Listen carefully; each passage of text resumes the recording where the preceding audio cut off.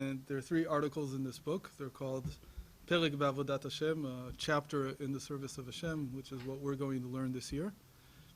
The second article is what we're learning now in the 3rd year.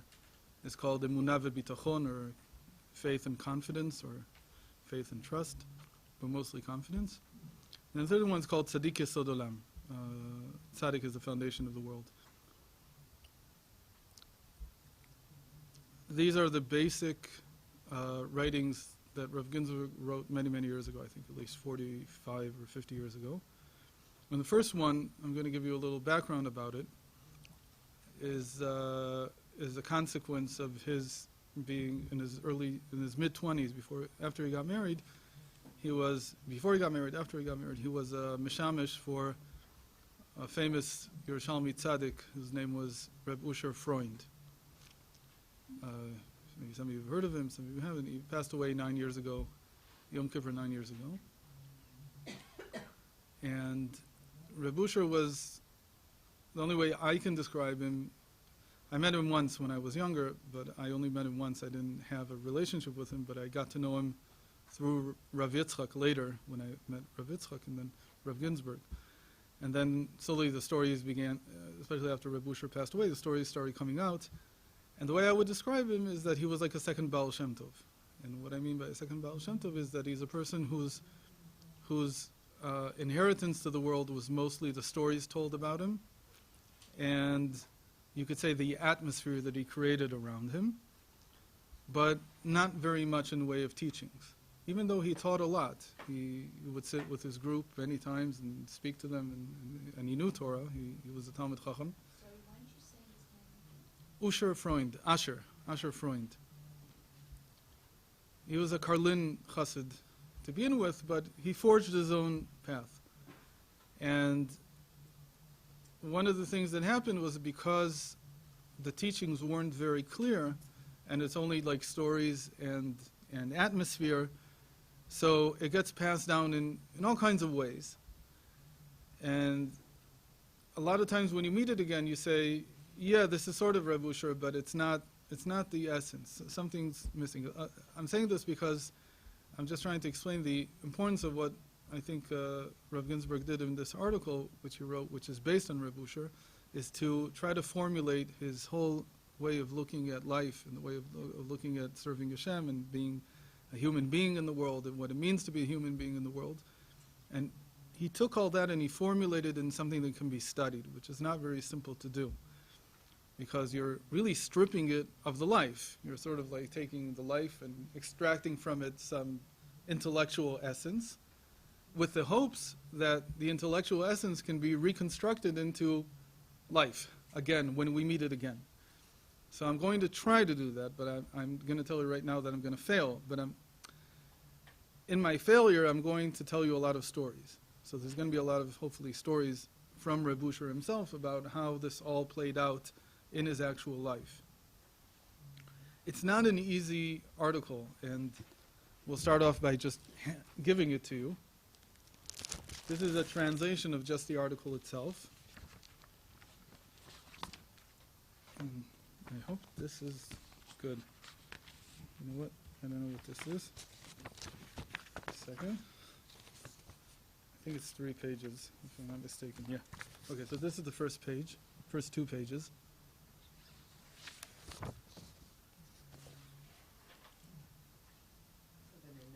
It's supposed to be 2 sides, but you know what? I think they're one by one. You know what? It's 2 pages. You should each take 2 pages. Yeah, but there's another 3rd page. There is a 3rd page. Okay, so we'll just try to work it. Yeah, it's just, you'll figure it out. I don't know how it came out in there. Right. So there's one that's 2-sided, and there's one that's just 1 side. So you have everything. Okay. Right. Well, I don't know what they did, but you'll figure it out. There's 3 pages altogether. Obviously, those are the same, so you don't need them. But look in that pile to see if there's not one of those double-sided pages. Okay, whatever. No. That's what I thought at first, but then it didn't look that way.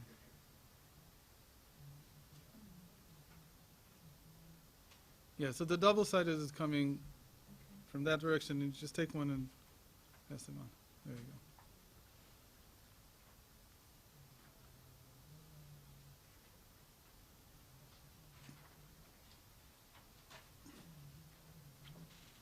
Maybe I want one also. That'll probably help. Is there any left? Okay. I don't need the second one, just the first one. Okay, if there's any left, so whoever came in, you can...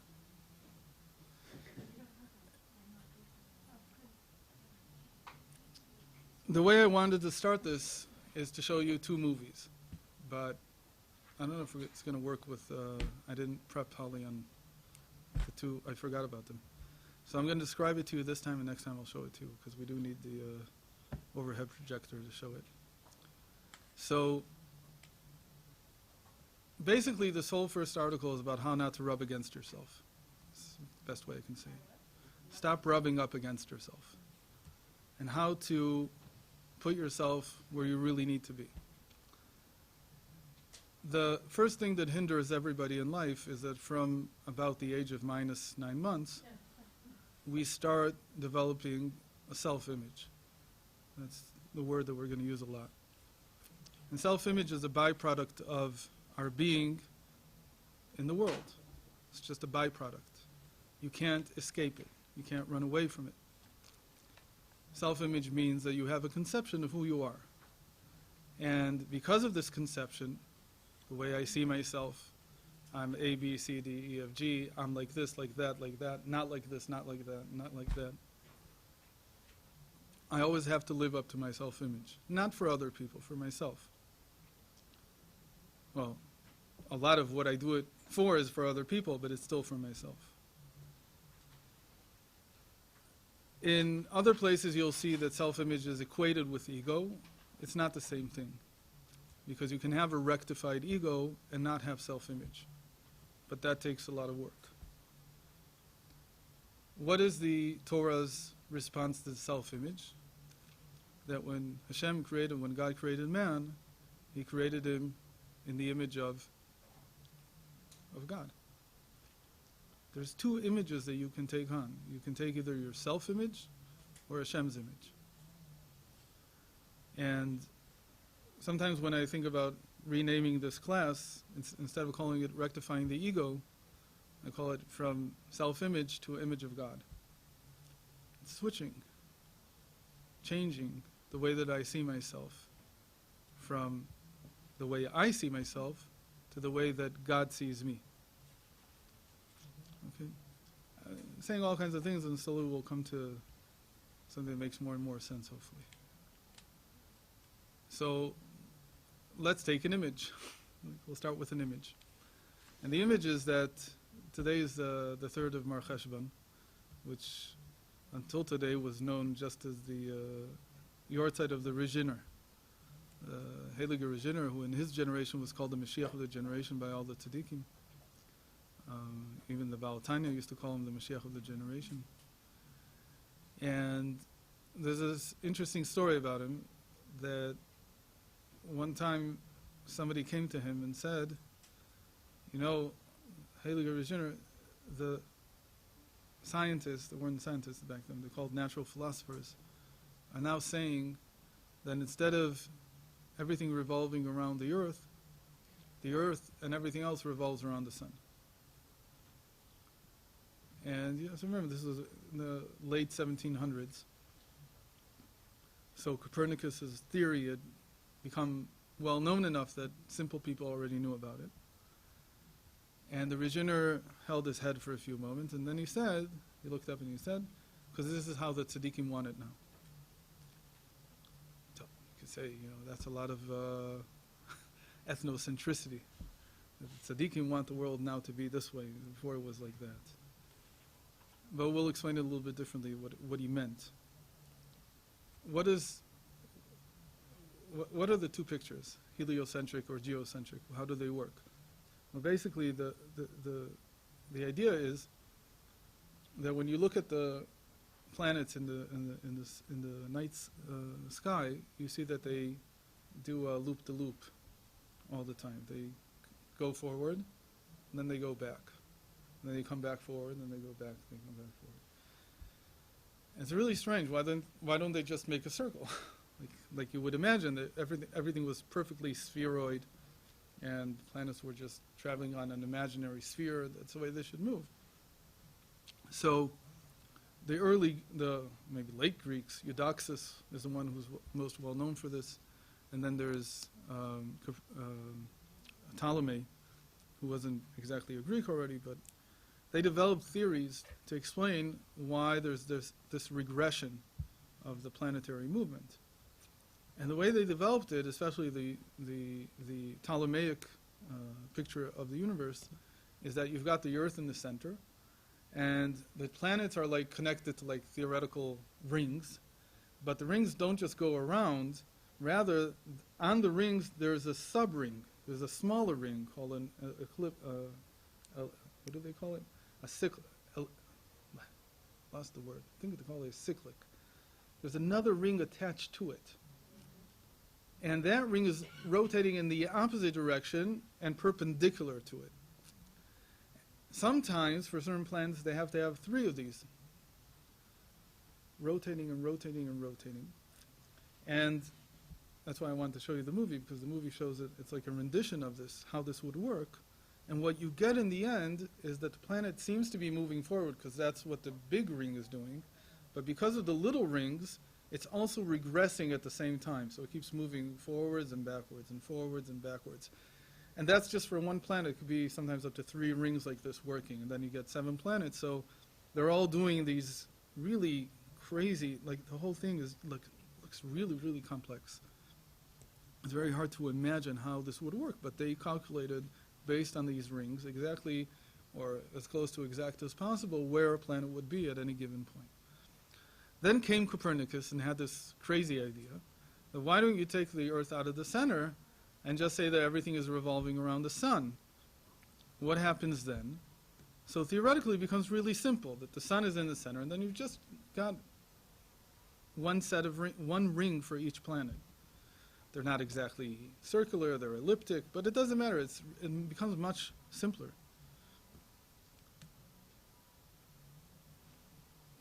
Earth in the center or sun in the center, which one is right? So according to Torah, it's not clear at all, because a lot of Torah is based on the earth being in the center. There's a lot of halacha that's based on it. There's a lot of tshuvas written around it. There's sections in the Talmud that are based on it. And yet, this is the direction that science is going now. So what did the Rajiner say? He said, just understand that the way that people conceive things now is not necessarily that this is how it is or isn't. It's just the way that the tzaddikim want it. And what's he trying to say? He's saying that in the past it was okay to believe, it was okay for us to feel that the earth was in the center. Now it's not okay anymore. Somehow, for our service of Hashem, it's now necessary to understand that the earth is revolving with everything else around the sun. Okay. What's the parable here? What's the nimshal? What are we aiming at? Who's the sun and who's the earth? The geocentric picture of the world is when I'm in the center.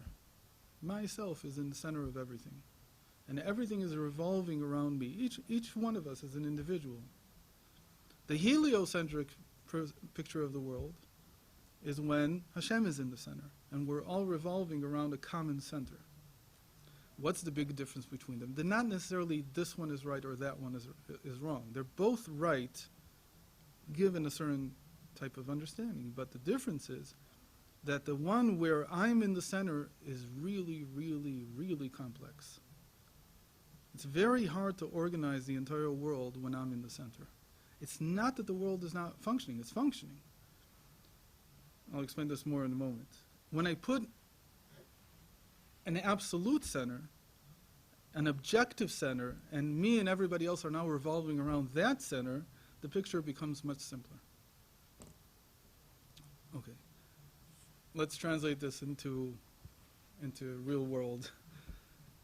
Everybody in the world has friends, and everybody's friends don't say Lashon Hara, right? But since everybody does, so there's all this crosstalk all the time. And he did this to this, and so what do? You're in the center, and it's all revolving around you, and you can order it. It's not that you can't make sense of it. You can make sense of it, and you can do all the cheshbonos. You can do all the machinations, like how this all worked.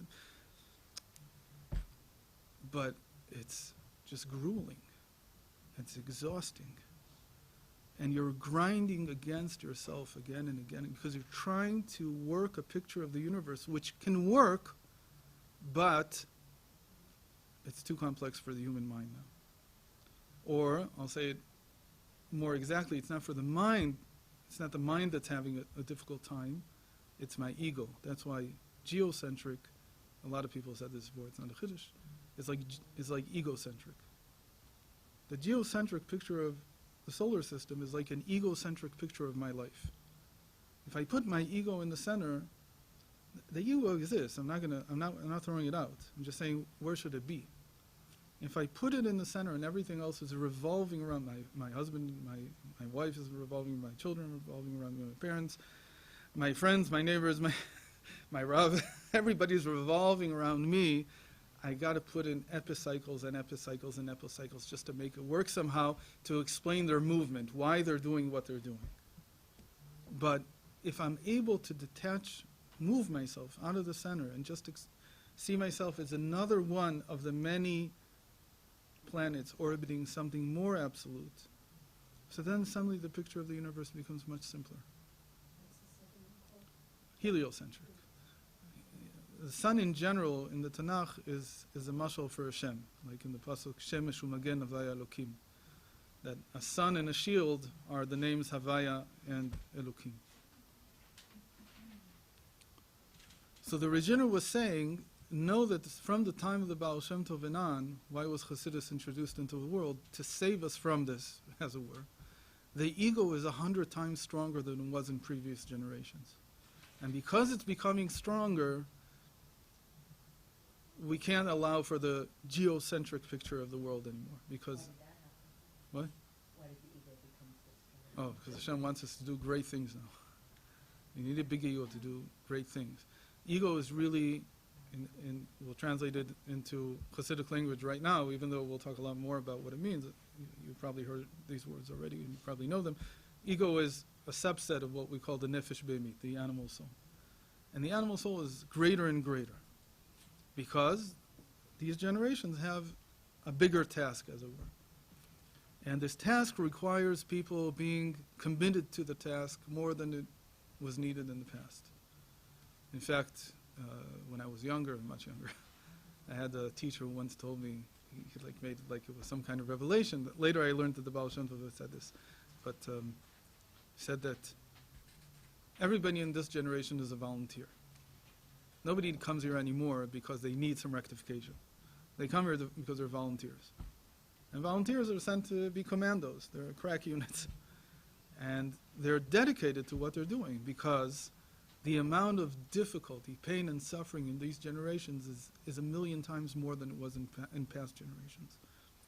Like Rabbi used to say that in 70 years a person can go through what in 1,000 years they didn't go through before the Baal Shem Tov. What people go through now, the amount of chaos in life and the difficulty, and it's easy, right? You know, I've got a cell phone, people are, I don't know, listening from who knows where. It's all really easy. I've got a washing machine and a dishwasher, and everything is easy. But that's not it's not the physical world that's the problem. It's because the rectification is going on with respect to the spiritual world, to the psychological world. These things are now being clarified. And as they reach the end of their clarification, it's much harder than at the beginning. In the same way that, you know, when you build a building, just to put up the skeleton takes very little time. It's all the little, you know, the finishes, they're the ones that take the most, and they're most difficult, they demand the most attention. And so you go through a lot more because even though it seems like you're doing much less, you're doing those things that are the most difficult. So because of this, because it's so difficult, because it's so much difficulty and suffering and pain, so the ego has to be very strong. The nefesh behemit, the animal soul, has to have a lot of strength. It needs to carry a lot. And there has to be a lot of commitment from the person to the mission that he's been given. But it also falls because of that. And instead of being involved in its mission and what it was supposed to accomplish and so on, it becomes involved in itself. It puts itself in the center. And when it puts itself in the center, so that's when everything becomes really complex, really difficult to manage. And in the end, everything just basically grinds to a halt. Because we rub up against ourselves. We keep rubbing up against our own self-image, not able to do something productive. That's it, like, in a nutshell. And with the movie I wanted to show you was how complex, well, we'll see it next time. We'll set it up so that everybody can see it. It'll be just a couple of minutes. Just how complex this picture of the universe, of the solar system, based on geocentrism is, compared to heliocentrism. And so what we want to learn now is how do you move yourself out of being the center into being one of the ones revolving around. Again, it's not nullifying the ego, it's not telling it, I don't need you. The ego here is like the planets. Each one of us has his own being in the world. But it has to take the right place. It has to be in the right aspect, in relationship to everything else. Okay, so let's start. That was just hopefully the introduction. One question. Sure. What does that say for people who experience real heat in this world, that you need to have more commitment, or their egos are greater? I mean, there are people who have losses and.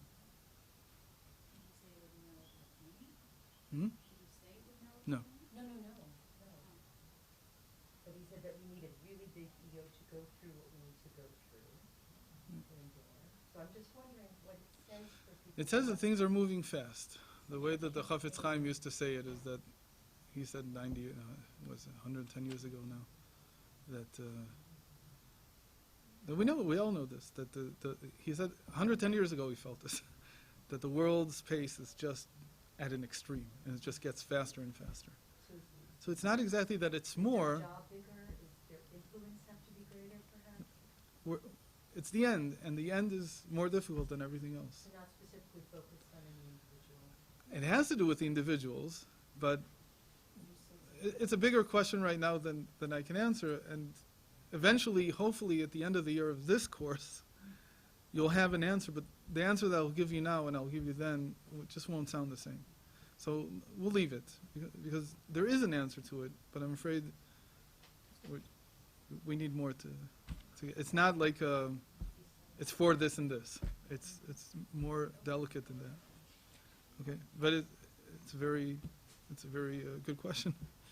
Okay, so I want to read just a little bit just to get into it, and it's a translation. It's not beautiful like the Hebrew. I think Rav Ginsburg has one of the most beautiful styles in Hebrew today, but it'll give us some sense of where we're going with all this. Okay, so it starts out with a. Do you have a? Is there any of these left? No. So maybe somebody can. Yeah, maybe you can share. Somebody behind that doesn't have. So. Okay. So humility, as referred to in the verse, I am humble in my own eyes, and selflessness, as referred to in the verse, and we are not, are what constitute the being of the rectified individual. Okay, I once wrote a dictionary of terms from this short article, and it runs into the hundreds. So almost every single word here is like a term that needs to be explained. But we've got a whole year, so don't fret. When you do a good deed, it is not your own doing. For as the sages have taught, give him, that is God, his own, for you and yours are his. When a benevolent act is performed for the sake of heaven with the purpose of fulfilling the Almighty's will, the Shekhinah, God's presence, that dwells within every Jew becomes your empowering source. It is possible that the positive elements mixed within the animal or natural soul, the nefesh be'emit of a Jew, whose nefesh be'emit comes from klipat noga, the intermediate realm of evil. So it is possible that these positive elements are the source of the benevolent act, for the nature of the good is to do good, a goodness which is void of divine consciousness. Consequently, such an act cannot authentically be purely for the sake of heaven. Heaven here should be with a capital H. Hashem Shamayim. Your divine soul, Nefesh Elokit, an actual part of God above, is an absolute gift from God. As we recite in the morning prayers, the soul you have placed in me, it is pure.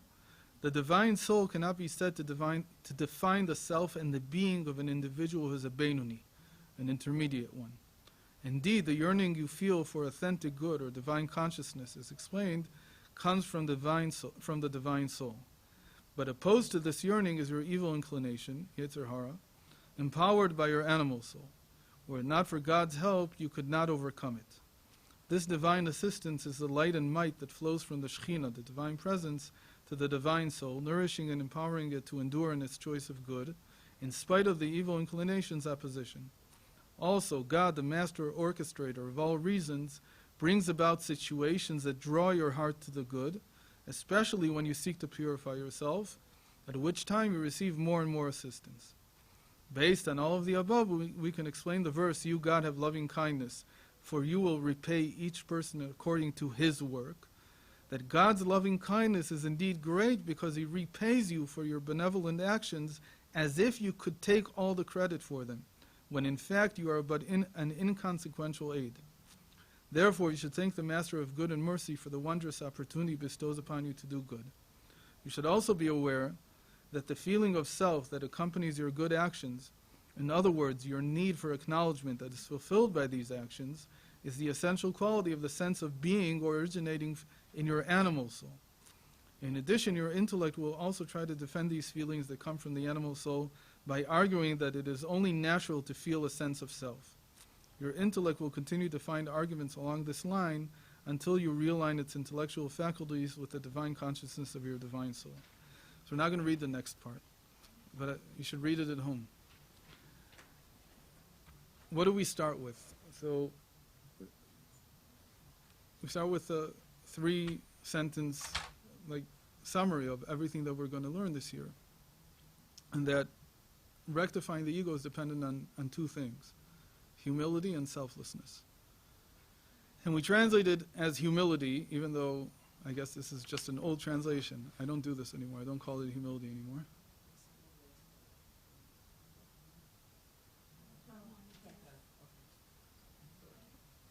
We don't. I don't translate. The real word in Hebrew is shiflut. Shiflut is lowliness, but I guess this is an old translation where I didn't have enough belief in these words yet. So, what's translated here as humility, but should be lowliness. It's a hard word to translate. Sometimes people translate shiflut as self-effacement, but that's going too far. Whereas humility is something else. Humility is anava. And as we'll go through this course, we're going to learn 4 different words that have to do with lowliness. And humility is just one of them. So you can erase the humility and just write lowliness. Not loneliness, not being alone, but lowliness, being low. Shafal. Va'iti shafal be'enai. The second one is selflessness, which is bitul in Hebrew, bitul. And the third word that's not part of the rectification, but stresses that we're not out to get the ego, is being. They constitute together the being of the rectified individual. Ego in Greek just means I. In Hasidus, I is a profanity. You don't say it. So what do you say? Being. We. You. He. This famous story that there's a new student who came to the Maggid of Mezrich, and he was a smart guy, so for 3 days he didn't say anything. He just listened to how everybody else was talking, and then on the third day, he was sitting at the table with everybody at dinner, and he asked somebody, he said to somebody, I would like you to pass the salt. Ich will, in Yiddish, he said, ich will, this is the way you say it. So everybody fell silent, everybody looked at him. He was like, what did I do wrong?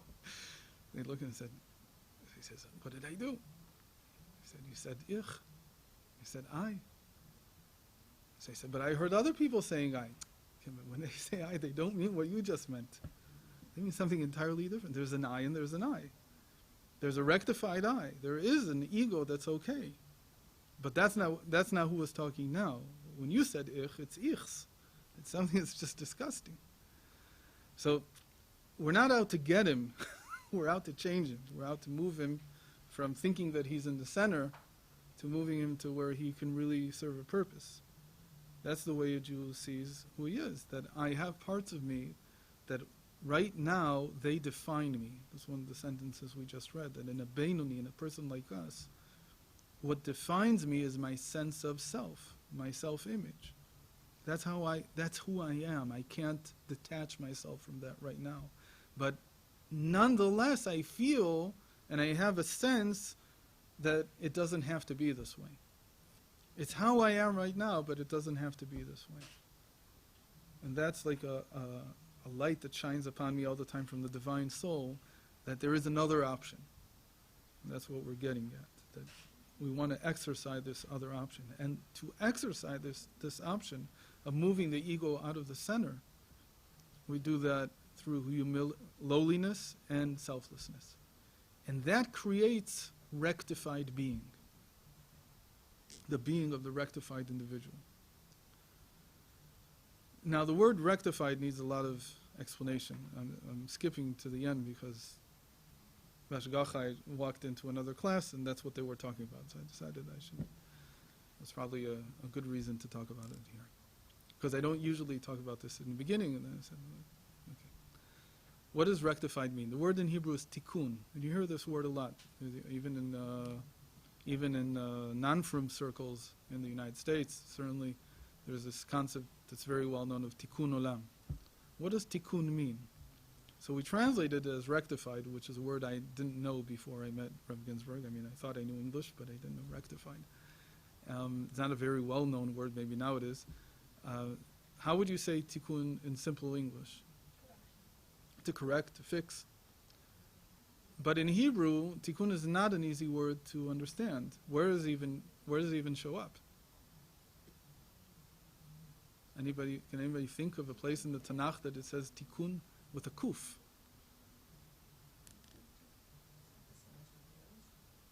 Well, that's where we use it today, but modern Hebrew is made up of many, many languages put together.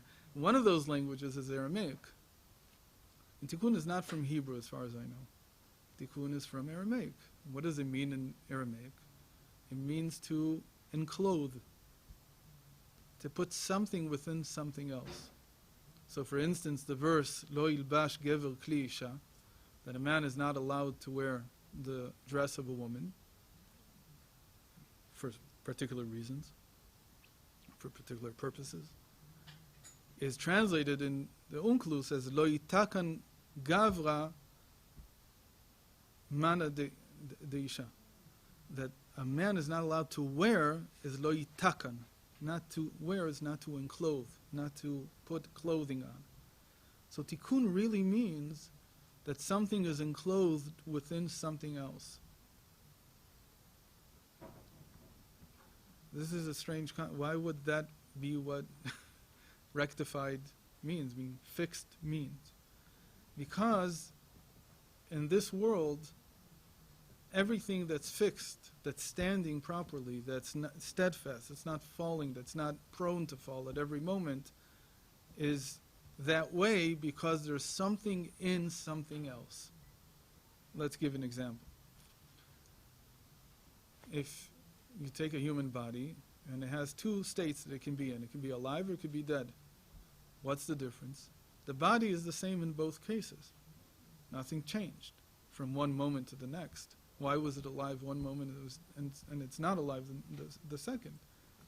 Because it's no longer enclosed. What was enclosed within the body when it was alive? The soul.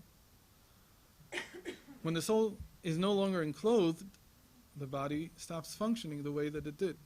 It's like something different. The computer that's on right there, right now. So it's an example of, it's a beautiful example, in fact, of enclosement. If I pull the plug, a lot of people will be unhappy, but what happens to the computer? It's a piece of metal. What's the plug giving it? Well, we say it's giving it electricity, but it's not exactly true. But it's doing something to it. But that's the enclosement that's going on. There's an enclosement going on. And the moment that I sever the enclosement, I take the soul out of the machine, so the machine is just a piece of clay. It's just a piece of Right. Enclosement just means something is within something else. There's many examples of enclosement. Actually, there weren't so many examples before electricity came along, but once it came along, we've got many of them. It was actually one of the most difficult concepts to get across in Pneumius Torah before electricity. Today, I think it's very easy to explain what a soul within a body is, because we have so many examples of it. There's something else about tikkun, about being rectified. When we say that something is mitukan, we also mean that it's standing up, it's upright. For something to stand up, what does it need to have, apart from feet? It needs to have at least 2 feet. 2 feet, right? How many feet do you need to stand up? You need 1? Yeah, I was saying Well, no, to stand up from sitting, No, to be able to stand. to stand erect. Oh, very good question. So if you look at the tripod, why is it called a tripod? Because it got 3 feet. Why? What would happen if I only give it 2? Why? Because the two Oh, are not parallel. exactly. Even though we only have 2 feet, we play a balancing act all the time. We have a 3rd foot, we just don't, it doesn't come out. We have it inside us somehow. We have this, tikkun really means balance in the end. It's not just that something is enclosed within something else, but there's a balance that creates. That's what we mean by something being omed, that's mitukan. I can't find another word for it, but it's stable. What makes a person stable? What would be an unstable person? So the number one thing that causes people to be unstable is success and failure. Because all of life is a series of success and failures. And so when you have success, what do? You fly high. And when you fail, what do? You don't fly. You crash low. You crash.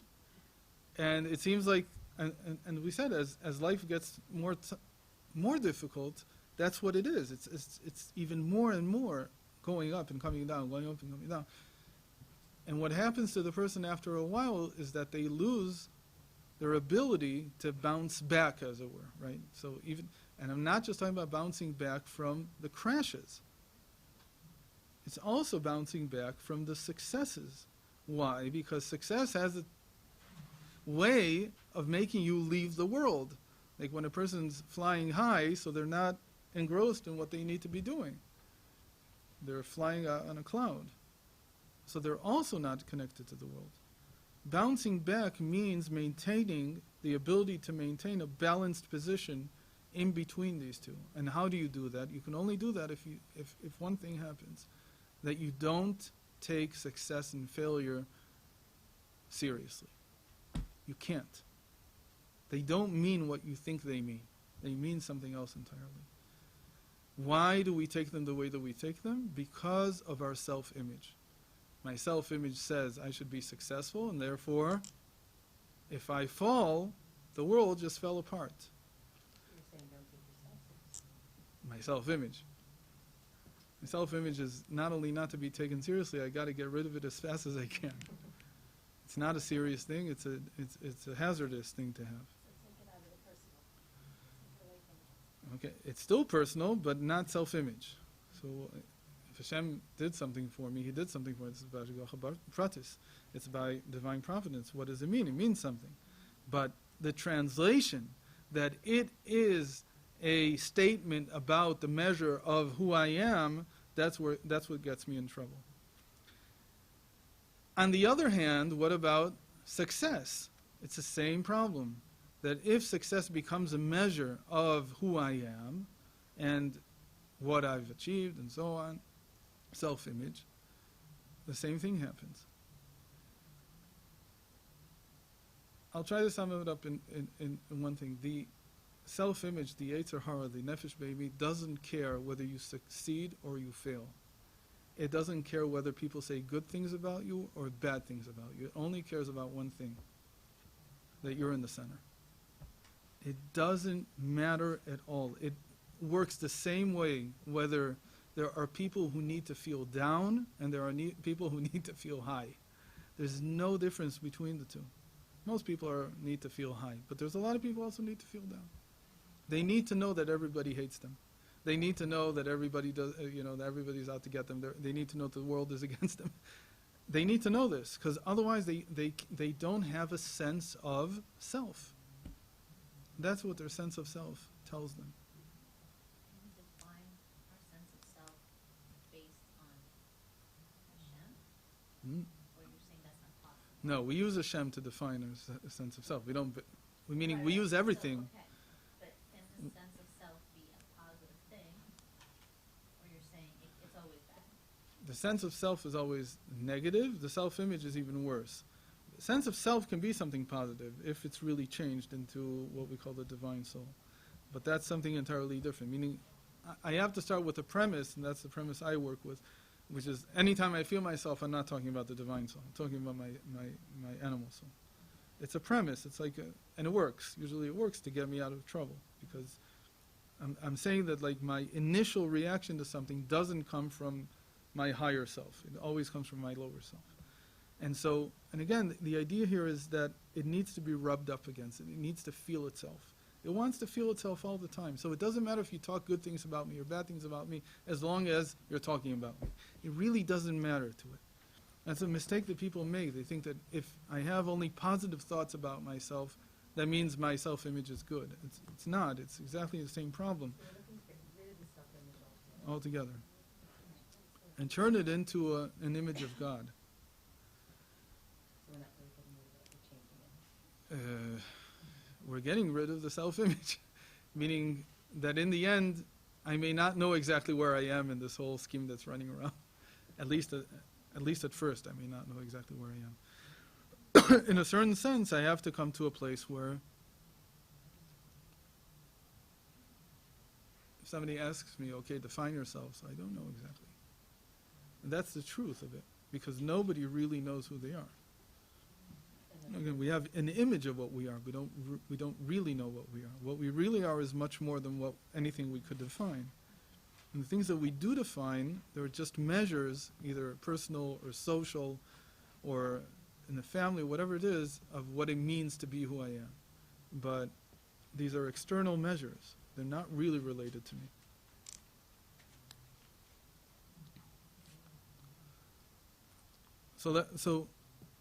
So again, this is just in really simple terms in the beginning to begin to see this. Lowliness and selflessness create a rectified individual, and the rectified individual is one who doesn't have these crazy jumps from success to failure, but is balanced, meaning that the success doesn't mean what you think it means, and the failure doesn't mean what you think it means. There's a new theory now called I'll remember in a second what it's called. Mindset. Anybody hear about it? You have? You haven't? You've heard about it? There's a professor in Stanford. She wrote a book. She's been studying this for a long time. And she tries to convince you that the way to educate children, to raise children, is not to teach them that success follows smaller pieces of success, but rather to feel that success follows effort. Right? That it's got to be that. In fact, you could fit into that even success follows many failures. You can fail many, many, many, many times until you reach a success, like Edison, right? The famous story that when he discovered the light bulb, he had finished checking 10,000 different materials, and when he was in the middle, somebody came to him and asked, Mr. Edison, what have you gained by not finding with 5,000, 6,000, 7,000 materials that you've tried, you haven't made a light bulb, so what have you gained? So he says, on the contrary, I've gained a tremendous amount. Now I know that these 7,000 don't work. So it's like this idea that failure is a prerequisite to success. But it's all the same. It doesn't matter, because these are all just games that we play with ourselves.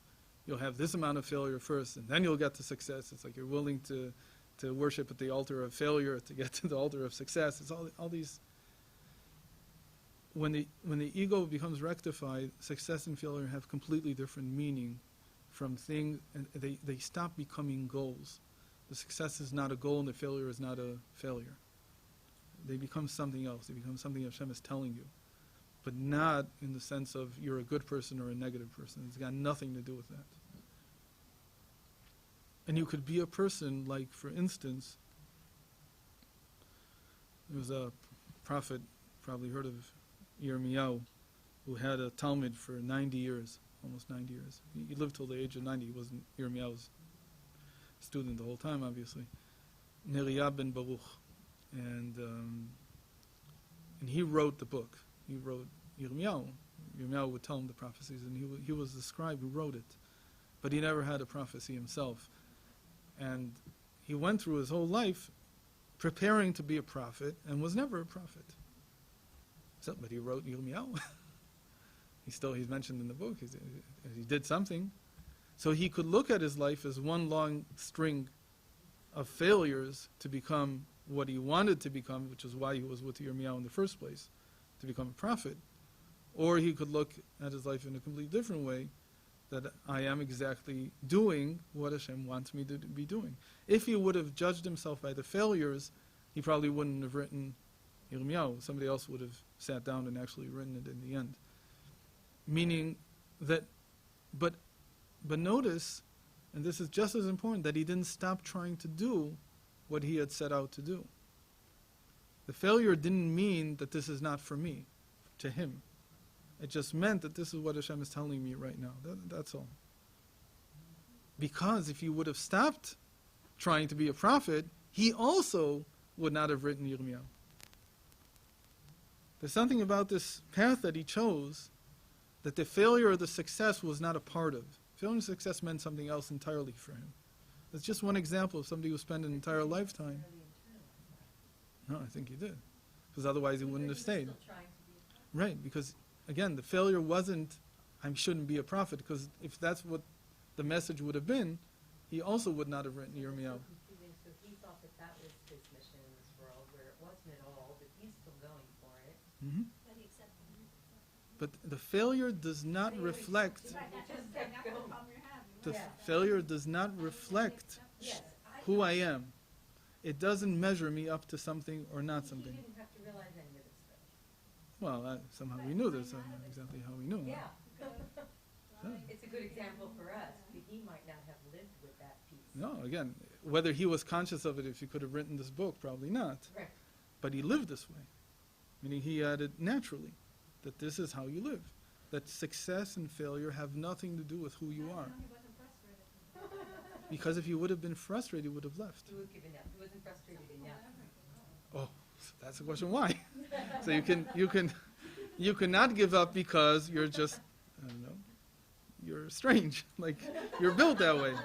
No, there is such a thing. But what I'm trying to say, especially with holiness, is that the reason that he doesn't give up is because it means something else to him. The failure didn't mean the same thing it would mean to me. Like if, for instance, I would try to teach and it didn't work and it didn't work and it didn't work, so I would leave and go find something else to do. So? The act of trying, persevering, that was the success. Mm-hmm. We're not looking at What it is the goal? The success wasn't. It wasn't, yeah. What was the success? Success for him in the end, again, The book, no? is the book that we have that he may not even know became part of the Tanakh. Maybe he doesn't even know. There were many prophets who wrote. Oh, said it. That's who he was. Basking in the light of Yirmiyahu. And so when we look back at it, we say, oh, I wish for me. But the truth is, maybe that's not how he felt. Maybe that wasn't enough. He wanted more. Said it. But still, this is what Hashem wants. It has nothing to do with who I am, whether I succeed or fail. They hold a different message. That's again, enjoy the process is like saying that Exactly. Or enjoy the process. It has nothing to do with the meaning. again, what do you mean enjoy the process? In the end, well, maybe it works, maybe it doesn't. I don't know. Maybe for some people it doesn't work. But the point here is not that in the end he enjoyed the process, didn't enjoy the process, because what we have today in our hands is not his enjoyment. What we have in his... I was commenting on what... Right, basking in the light. Basking in light, it had nothing to do with his basking in light. Right, that it's not, even that wasn't it.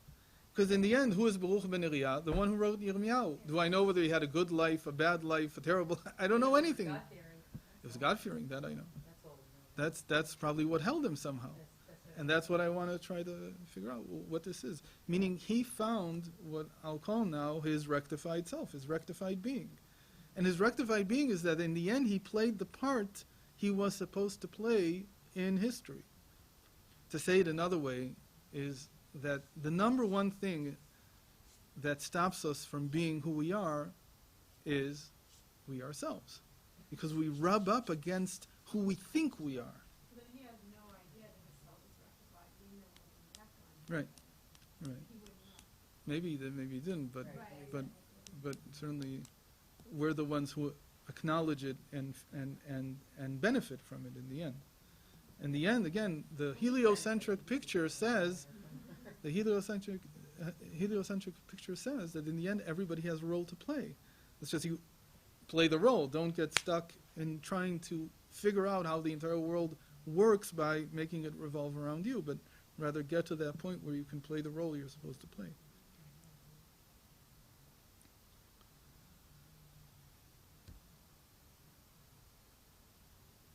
The first step in all of this is to understand who's doing what I'm doing.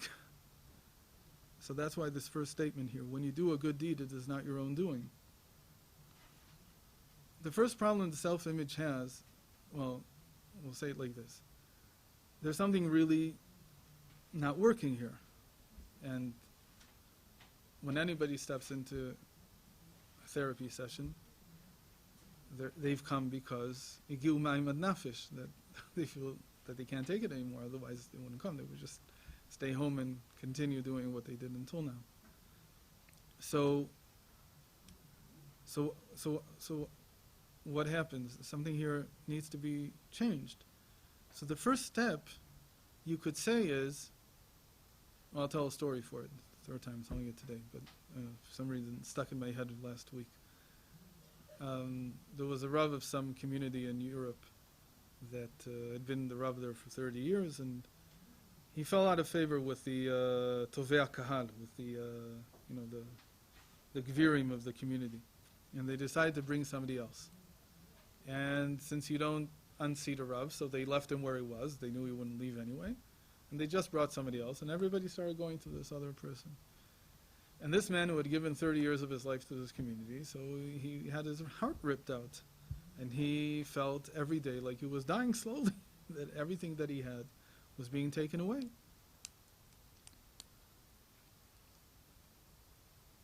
And he started becoming ill from it. He was already in the 60s, and he just became physically ill more and more. And then finally, when things got really bad, so somebody told him, you should go see Rabbi in Yerushalayim. So since he felt that he had reached the end of what he could bear, so he traveled to Yerushalayim. This was in the 60s apparently, or 70s. And he came to Rabbi Usher, and Rabbi Usher saw him, and he started telling him what happened, and Rabbi Usher stopped him in the middle and started yelling at him. He said to him, how dare you? You come here telling me a tale about the needs of your community and how much they need a real Rav, and the other guy is not this, and that, and the only thing that you care about is yourself. And the only thing that you care about is what you did, and you want payment for it, and you want everybody to recognize you and to honor you and this and that. And it's just, and Hashem said, no, that's enough. And Hashem took it away from you because all you're interested is yourself. And he talked to him like this very harshly for a few minutes. And the guy broke into tears. And he went back home. And he came back to Rav Usha the next day, and Rav Usha told him, I told you already, this is the end. You're no longer the Rav, and just, that's it. So go back home and live the rest of your life. So he flew back, and he was with himself for a month. And he took this really, he felt that Rav Usha touched him somewhere. It really was about himself. It wasn't about, because people rationalize things. They say, it's not me, it's really that they need me, and this other guy doesn't know enough. And you can't accept the fact that you were rejected. You just can't take it, because the self-image is broken. Because how can I do this?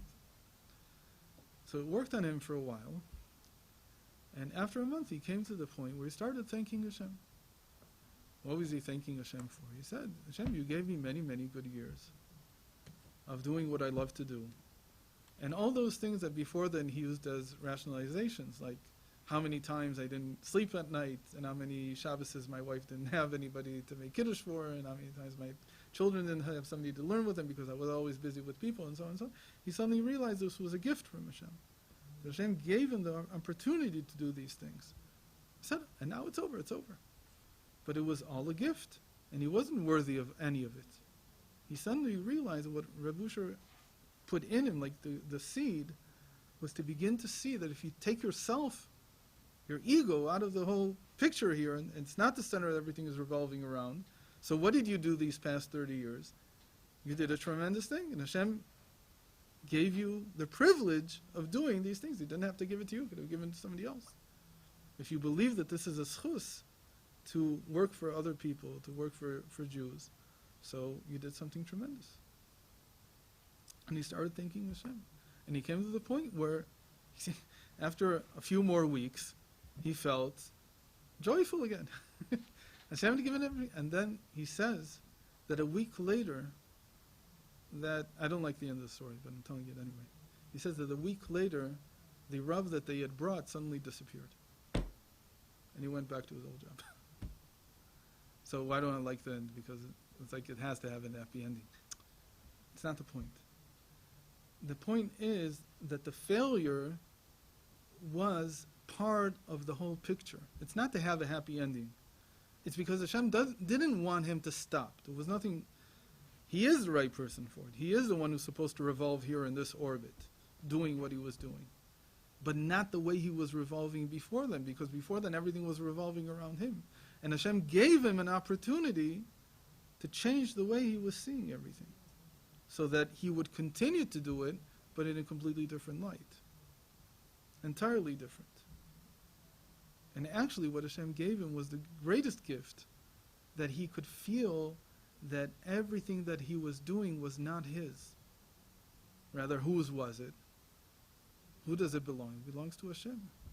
There's a medrash that says it like this, Mi hikdimani v'ashalmalu. Who came before me and I'll pay him? Meaning, medrash continues, who took 4 species on Sukkot and shook them, and I didn't give him money to buy the lulav beforehand? Who did Pidyon Ben and I didn't give him the son? Who gave tzedakah and I didn't give him the ability to do? And so on. Everything is, anything that I look at in my life, everything and anything that I look at, nothing is mine. I can't breathe one breath without Hashem willing it. So anything that I said, everything that I did, anything was all a privilege that Hashem gave me, that it should be done by me. Who else could have done it? I'll give you an example. Rav Yosef in the Gemara says, Ana simana be'alma. I am merely, and this word is usually translated as a sign in the world. But let me translate it a little bit differently. It means the same thing. It's how we use it in modern Hebrew. Ana simana be'alma, I'm a cursor on the screen. What does a cursor on the screen do? Well, marks a place, and then you click and you start typing. Imagine that the cursor says, wow, I'm really writing incredible things here. That's what Rabbi Yosef is saying. Who's talking here? Who's doing all this? What wonderful stories I know. Who told me the stories? Who invented the stories? Who wrote the script beforehand?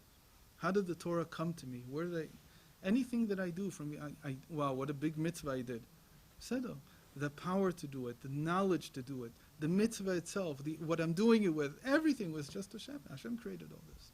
Except he organized for one thing to happen, that I should be the one who should receive the privilege to do this. I'm the one who's the cursor in this point. Hashem needs many cursors. He's doing all kinds of things in the world. He needs one here and one there. And in each place he's writing something and doing something and performing something. But the human being is that cursor. It's a privilege to be the one that's there. What happens? That the cursor grows a mind or grows an ego. And he begins to think that it's me who did it. Hashem couldn't have done it without you because he needs somebody there. Okay? Oh, that we'll talk about, whether Hashem did that, whether the self-image is Hashem's creation or my creation. So, not so simple. Is the self-image from the Yetzer Hara? Yeah, it's from me. Oh, said it, but who said that that's what the Yetzer Hara is supposed to do? The Yetzer Hara is supposed to bring me to the edge. It's not supposed to push me over. That's the big difference. The mashal in the Zohar is that there's a prostitute who's supposed to entice the king's son. But if the king's son is enticed, and he actually goes with her, so she didn't fulfill her purpose, and she's punished just as much as he is. Because his purpose was just to make it difficult, but not to make it so that I leave my real self. Meaning, at some point, I jumped over the edge. Now, it's okay, I jumped over the edge. Like everybody jumps over the edge. We're all lemmings. In that sense, everybody's jumped over the edge. Nobody's, standing on the cliff anymore. But from time to time, Hashem sends a parachute. And he says, this is not the end of the story. You don't have to crash. Or rather, you've crashed 1,000,000 times. This time, you can start slowing the descent and start maybe going in a different direction. That's what happened when he came to Torah to Hanefesh. No, I'm not kidding. But in a certain sense, that's the first time I read this was maybe 20 years ago. And since then, I've read this maybe 150 times. And every time I get excited from the beginning because it's like a parachute. It's like you're stuck in this, the way that you understand life, and you use all of Torah to rationalize everything that you do. And like we just started in the third year, and it was really nice to do it in English the first time, is after this there's a continuation, meaning that once you stop rubbing up against yourself, there is room for being adamant, for not giving up, for, like Baruch ben Uriah, being in action. Like it's a bracha to be an amkshe orif. It's a bracha to be a headstrong people. But it's only when you stop serving yourself, when you become really like that orbiting planet that no matter what continues to revolve in its orbit, so then what you have, your strength, your commitment becomes the most positive thing in the world. The only problem is that now all this strength, all this commitment is being used to fuel the self-image. And it's only causing problems. Not just to the world that you're not doing what you're supposed to be doing, to yourself. You're just suffering from it all the time. So the first thing is, the whole reason I told the story wasn't even for what we just said. The whole reason I told the story was that you should never do that. You never yell at somebody and tell them all you're interested in is yourself. It's usher. It's mamish usher. You'll kill them. What happens when that happens? People become depressed. Then they have a nervous breakdown. Then they go to a psychiatrist. The psychiatrist gives them antidepressants. And that's it. It's a vicious cycle that almost never ends. Why? Because somebody was stupid enough to tell them who they really are. You can't do that. In our generations, the Maggid of Mezrich said, in our generations, you're not allowed to put somebody down. You can't. You can't start that way. What do you do instead? He said it like this. He said, when you want to tell somebody, when you want to show somebody where they are, you can do one of two things. You can either show them how low they are, or you can show them how high Hashem is. And in our generations, people don't have the ability to contain the realization of how low they are. Just can't. We all hide from it. You can either show them how low they are or how high Hashem is. And in our generations, the psyche is not strong enough to handle knowing what it really is. So you have to only show them how high Hashem is. Because that's what people do. Because everybody's suffering from the same thing. They're egotistical maniacs. And that's what's causing all the problems. I know. That's their egotistical maniacism. It's the same thing. That's what I'm trying to say. It doesn't matter if your esteem is high or low. It's as long as it's about self. It doesn't matter. Each one's... Right. Give an example. Example of people who have low self-esteem? No, okay. No, my son did something. Okay. Makes me really angry. I want to tell him how bad that was. Ignore it. I show him how high is Hashem. And it's so bad. Ignore it. Ignore it. Completely ignore it. Ignore it. With a child especially. You have to put limits. There's a difference between limits and telling him how Ignore it because really they know the truth? Really No, I don't think they know. No, I'm saying again, maybe I didn't. My son hurts the younger son. Okay, let's say something like that. So I have to stop it, but I don't have to tell him what a terrible child he is. Two different things. Okay? There's limits. They're very clear. This we do, this we don't do, but I don't have to tell you how terrible you are. In other places, not then, right then, in another setting, a situation, we talk about what a human being can be, what you can be. For instance, I'll give one example. All the children are very happy, the elder children are very happy to learn that Rabbi Akiva taught that kabedet avicha v'etimecha. What are the two etz for? L'rabot Achicha Haga Dude. To include also your elder brother. So the child comes home, he's the firstborn especially, and he comes and explains to all the younger siblings, you should know that to honor me is just as important as to honor, and from now on I expect, and so on. Rabbi Akiva also taught something else. He taught, well, before Rabbi Akiva, there was a question. Two people are in the desert, and they only have enough water for one of them. So what should they do? So before Rabbi Akiva came along, they said, you should both die. Then came Rabbi Akiva, and he taught, V'chai achicha imach, your brother should live with you. How do you understand that? That chayecha kodmim l'chayei achicha, that your life comes first.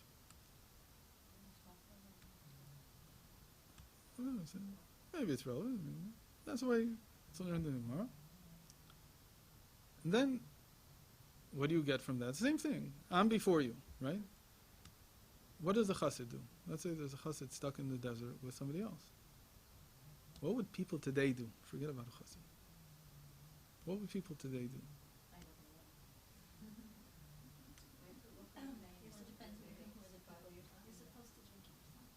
You're supposed to, but what would people do? Okay, that's what I think they would do. What did you say? Yeah. Why? No, share, you're both going to die. No. It's very simple that something happened in the world. It's simple that something happened in the world. The world moved forward. That we understand. What does Chassidut mean? Chassidut means chayecha kodmim l'chayai. That your life comes before me. Why? Why does your life become before me? What is this idea? Where did we get this idea? So let's go back to the brothers. When one comes to, the elder comes and says, you have to respect me, what is he saying? Why do you have to respect me? Because I'm older, right? What am I supposed to have because I'm older? More mochin, we call it. More mind.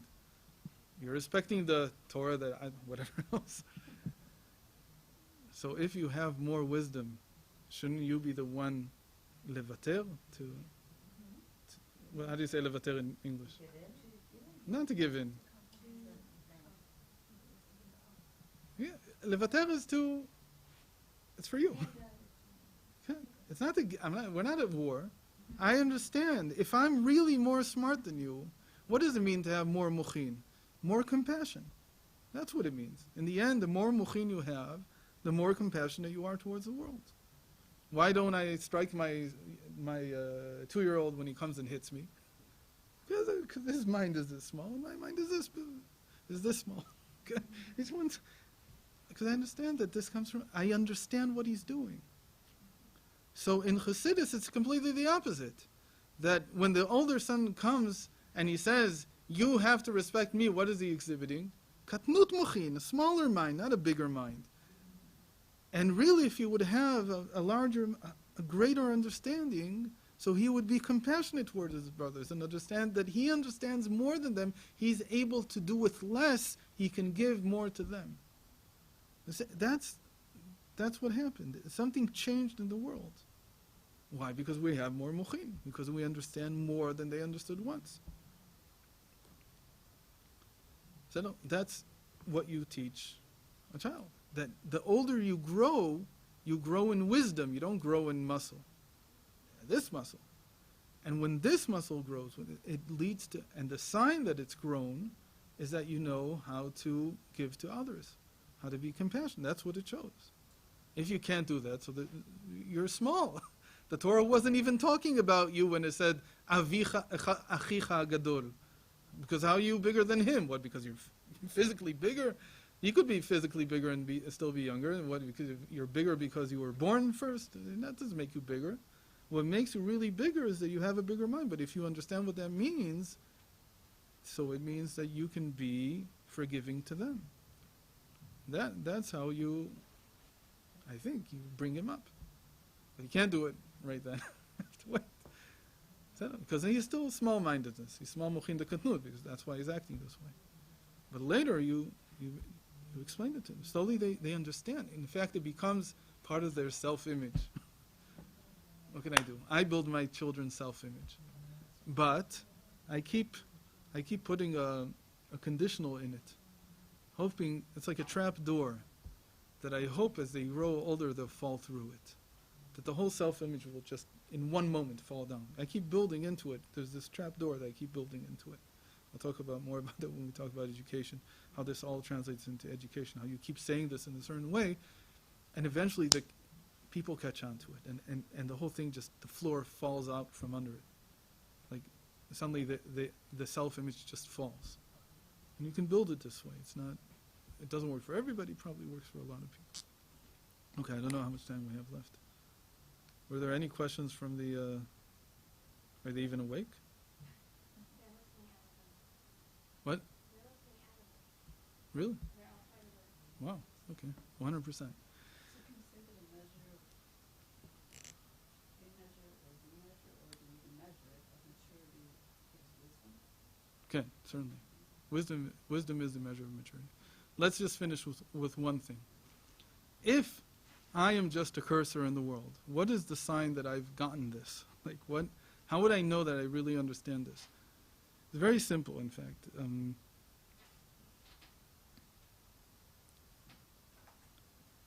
If I really understand that it's a privilege that Hashem gives me to do certain good deeds, and they're not my own doing, so then I can't fight with somebody else over territory,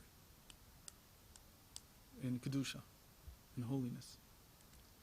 The sign that I don't get this yet is that there's a mitzvah that needs to be done, and I argue with somebody who's going to do it. For instance, I don't know, somebody wants an aliyah, in shul, and they argue with somebody else.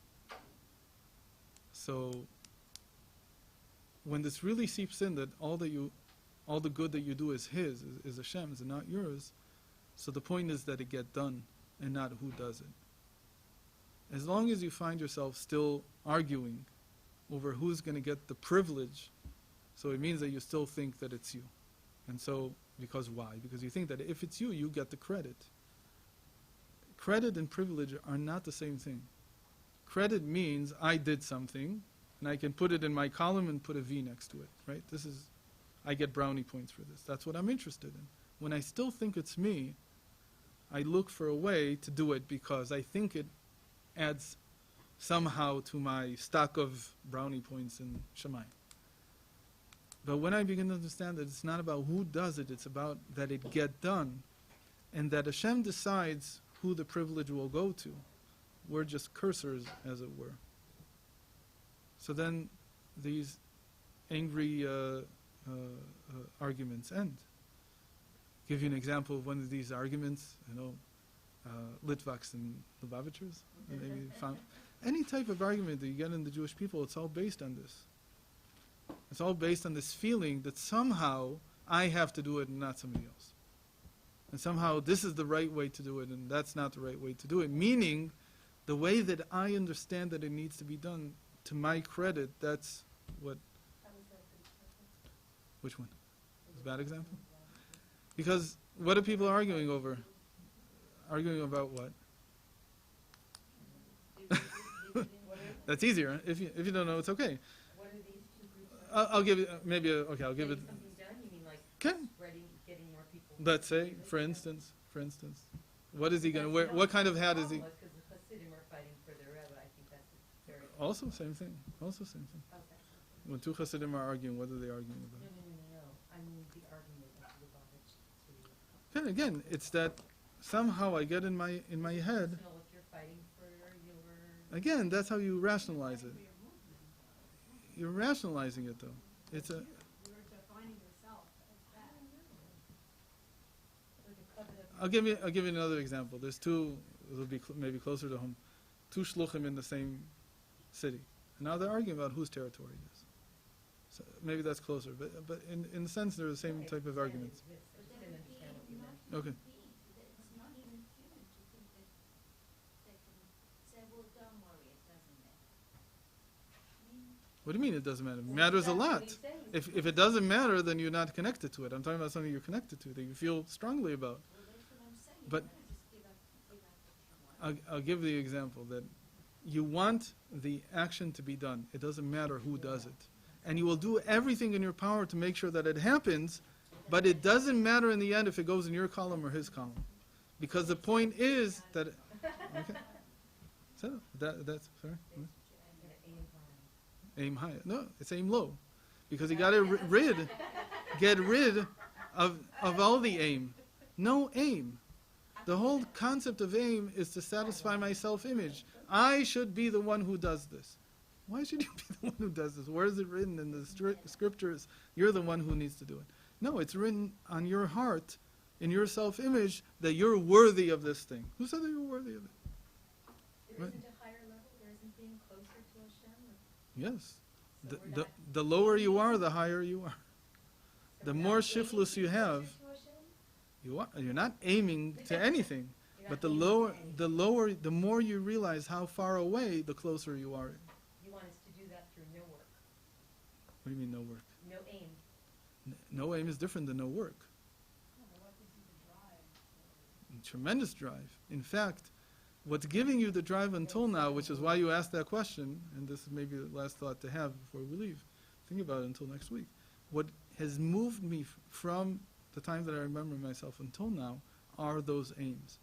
And the reason that you say, so what will move me, is because you don't even realize that that all this is, I have no other word to say, but it's treif. Everything that's moved me so far is my animal soul. Everything that's moved me so far is my self-image, my measuring myself. I've never made a step from who I really am.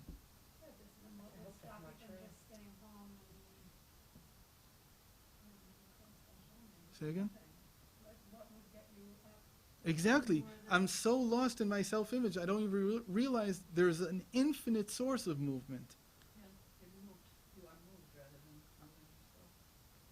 By nature I move, except the only one who's stopping me is my self-image, who says I should do this and not that, because this is how I see myself and not that is the way that I see myself. Give me an example. How do I know that now my purpose in life is not to go now to the shuk in Machne Yehuda and pick up everything that's fallen to the ground and that the merchants don't want and go and give it to Chesed? Why? Because it's beneath me, right? I'm supposed to be here in Torah Hanefesh and teaching and working with all this stuff. And my self-image tells me this is what I'm supposed to be doing. That's how it builds me and it locks me into, and that's all I can do. And now, let's say somebody would take this away from me. So how would I sit at home? Oh me, oh my. I don't have anything to do in the world. The person who realizes this would, like, if it was you and you lost this job, you would go to the shuk and say, If I wouldn't be working with my self-image, yes, because it's all the same. No, but The thing that's- it's also the time is up. Let's say Yeah, you yeah, think about think the about livelihood of your that. children. No. Never mind self-image now. That's also Oh, part of wow. self-image. Huh? That's also part of self-image. Okay. The fact that I have to, I don't want to tell the stories now because we'll end at 4.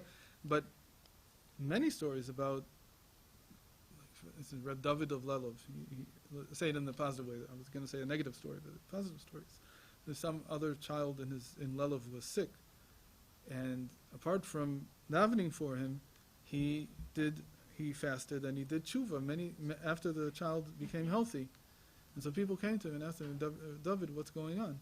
He says, because I know that when I davened for him, it was nothing like it, as it would have been if it would have been my own son.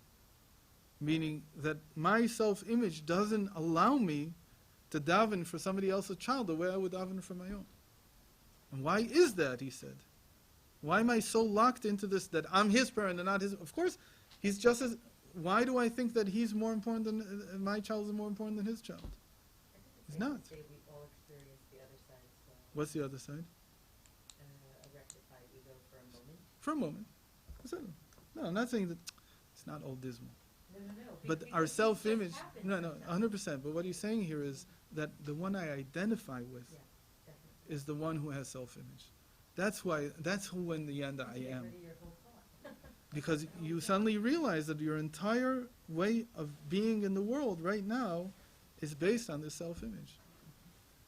So we need a lot more to talk about it. We just begun to graze the... So one thing though, since I do have to play the part of something official, is that to participate in the program next week is no longer free. Because this is, again, not because we don't want you to be here. We want you to be here. But we're already...